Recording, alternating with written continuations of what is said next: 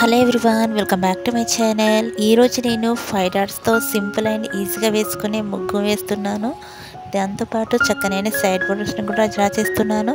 నేను వేసే ఇలాంటి ముగ్గులు మీకు నచ్చినట్లయితే లైక్ చేయండి, షేర్ చేయండి. మీలో ఎవరైనా ఫస్ట్ టైం నా వీడియో చూస్తున్నట్లయితే సబ్స్క్రైబ్ చేయడం అసలు మర్చిపోకండి ఫ్రెండ్స్.